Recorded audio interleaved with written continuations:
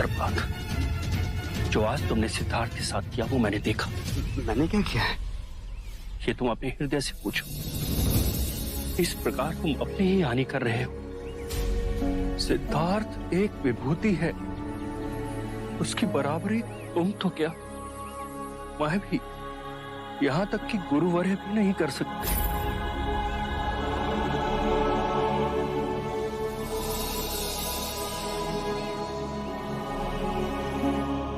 क्षमा करें मुझे, मैं अब कभी सिद्धार्थ की साधना में बाधक नहीं बनूंगा।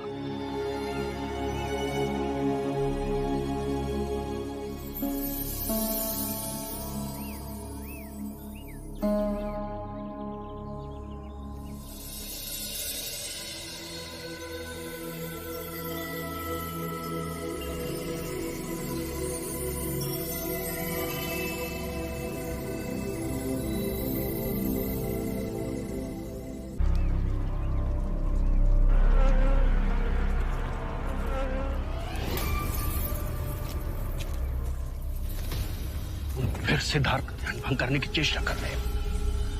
भला करो तो भी बुरा ही बनता हूं। मैं तो सिद्धार्थ की सहायता कर रहा हूं। ऊपर देख, उस मधुमक्खी के छत्ते पर धूप गिर रही है, जिससे बेचैन होकर उसकी मधुमक्खियां इधर उधर घूम रही हैं।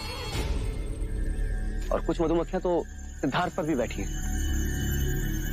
अब अगर मधुमक्खियों ने उन्हें काट लिया तो क्या उनका ध्यान भंग नहीं होगा? अनुभव, इसलिए मैंने नीम की पत्तियां जलाई, जिसके धुएं से मैं उन्हें बचा सकूं। क्षमा करना मित्र, मुझे लगा तुम सिद्धार्थ से ईर्ष्यावश कोई नया खेल रच रहे हो। नहीं, अब मैं बदल गया हूं। आपने तो मेरी मन की आंखें ही खोल दी। गुरुवरी ने तो यह भी कहा है कि आप स्वयं ध्यान ना करो तो कोई बात नहीं, परंतु यदि आप दूसरों के ध्यान में सहायता करें तो आपको भी अपना लक्ष्य मिल ही जाएगा।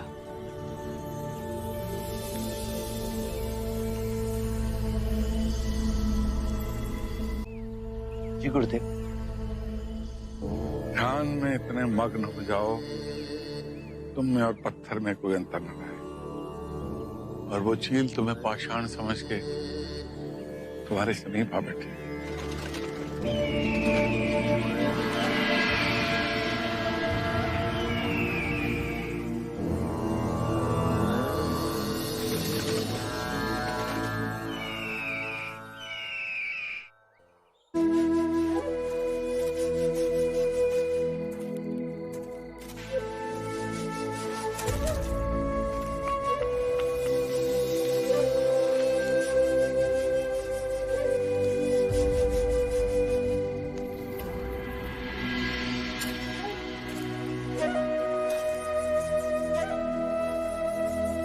तुम्हारी चिंता का विषय?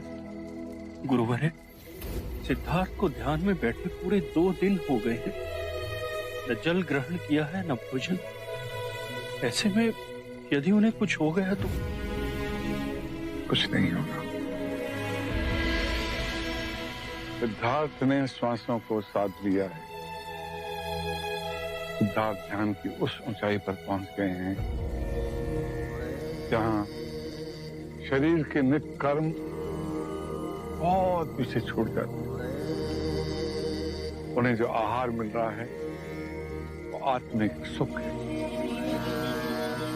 सिद्धार्थ जहां पहुंच गया है वहां तक पहुंचना सहज नहीं। तुम चिंता मत करो। जैसे माता गहरी नींद में अपने नवजात शिशु का ध्यान रखती है, वैसे ही मैं सिद्धार्थ का हर पल हर क्षण ध्यान रखूंगा। जाओ, तुम विश्राम करो।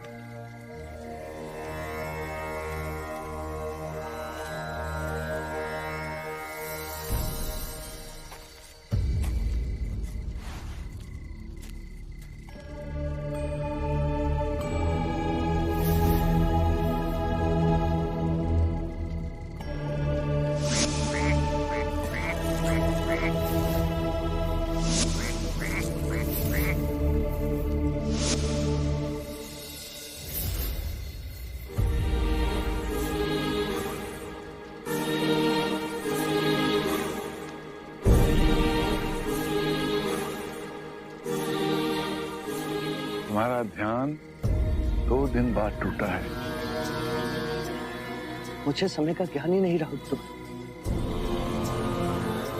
इस बार मुझे ऐसी अनुभूति हुई जैसे मैं एक पंख की तरह हल्का हो गया। कहीं दूर नीले गगन में उड़ान भर रहा हूं, पहले पक्षियों की तरह, फिर बादलों की तरह और ऊंचा उठा, और फिर धीरे धीरे शरीर का आभास जाता गया।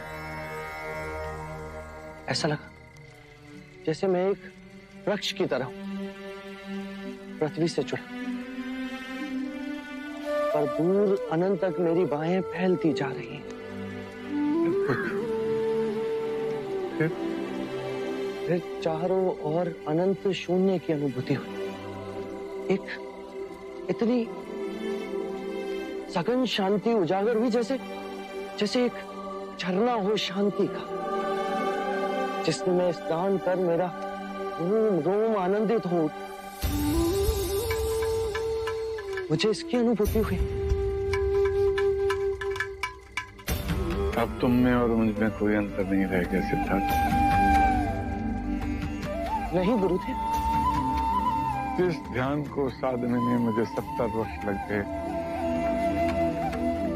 तुमने वही 2 माह में कर लिया।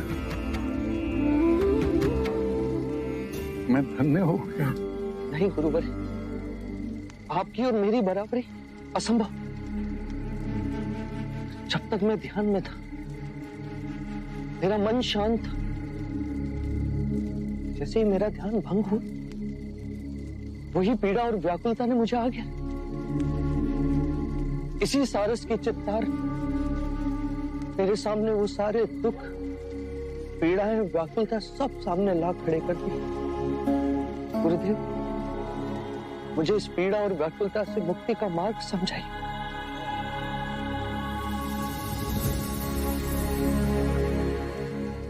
मेरे पास जो भी ज्ञान था वक्त मैंने तुमने उड़ेल दिया।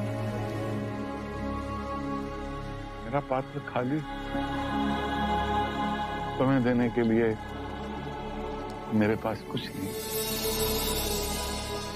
मेरी आयु हो चली है, मेरी प्रबल इच्छा है मेरे पश्चात इस आश्रम की भागदौड़ तुम संभालो। गुरुदेव, मैं? हाँ सिद्धार्थ, ज्ञान में अब तुम मेरे बराबर हो गए हो। उसी ज्ञान से आने वाले दियों को प्रज्वलित करो।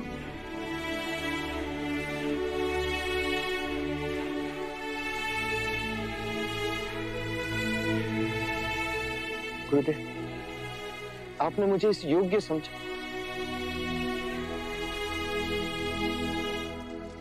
पर इस विषय में सोचने के लिए मुझे कुछ समय चाहिए। ठीक है, सोच लो। मुझे तुम्हारे उत्तर की प्रतीक्षा रहेगी। प्रणाम गुरुजी।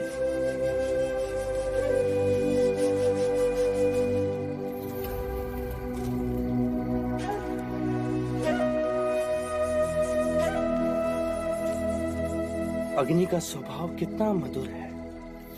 ठंड में ठिठुरते लोगों को ताप देती, भूखों को भोजन बनाने की ऊर्जा। परंतु ये अग्नि एक ही घर की सीमा में बन जाएगी। एक परिवार को सुख देने के लिए अग्नि अनगिनत मानवों को अंधकार और यातना में तो नहीं छोड़ सकती। गुरु की आज्ञा के आगे मैं नतमस्तक हूं, पर मैं यहाँ ठहर नहीं सकता।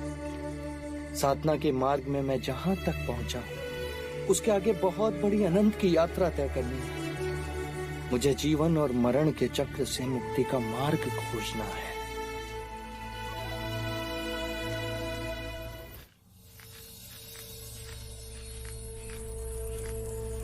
गुरुवर, सिद्धार्थ आश्रम में कहीं नहीं है। कहीं वो हमें छोड़कर तो नहीं चला गया? सिद्धार्थ को अनुमति की आवश्यकता नहीं है, पर मुझे विश्वास है वो मुझे बताए बिना नहीं जाएंगे।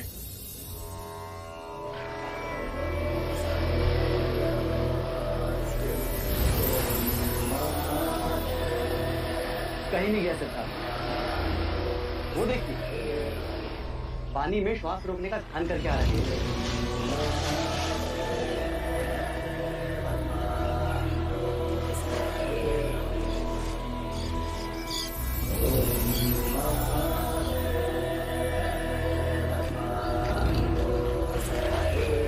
सिद्धार्थ, मुझे तो लगा तुम हमें छोड़कर चले गए हो।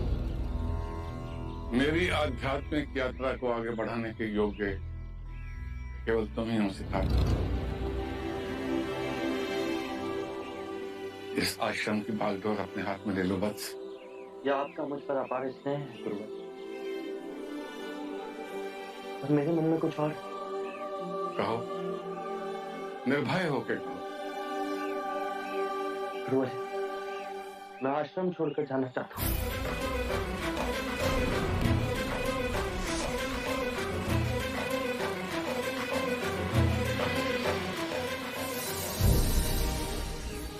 आप जैसा गुरु पाकर मैं धन्य हूँ। आपने एक बार भी नहीं पूछा कि मैं ऐसा क्यों कह रहा हूँ। ध्यान के साथ सोपान की विद्या और उसका अनुभव मुझे था, तो मैंने तुम्हें सौंप दिया। तुम्हारे जैसी उज्ज्वल आत्मा को और आगे जाना है। ध्यान समाधि के 8वें सोपान तक तुम्हें पहुंचना है, संभवतः उससे भी कहीं आगे। गुरुवर्य, अब आप ही मेरी दिशा निर्देश कीजिए कि ध्यान समाधि के 8वें सोपान का ज्ञान मुझे कौन दे सकता है। उसके लिए तुम्हें मगध जाना होगा। वहां आदरणीय मुनि उदाका रामापुत्ता तुम्हारे आगे के आध्यात्मिक मार्ग में सहायक बने।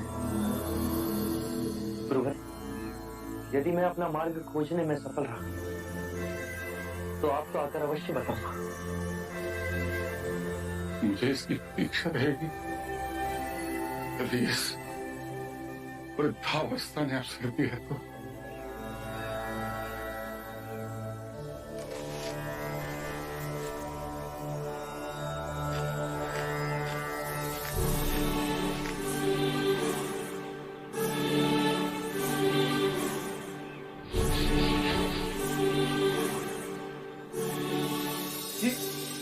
ये आप क्या कर रहे हैं गुरुवर? तुम भी उनके चरणों की धूल अपने माथे पे लगा दो। कदाचित ये अवसर फिर कभी मिले ना मिले। वो देखो, युग पुरुष चला जा रहा है।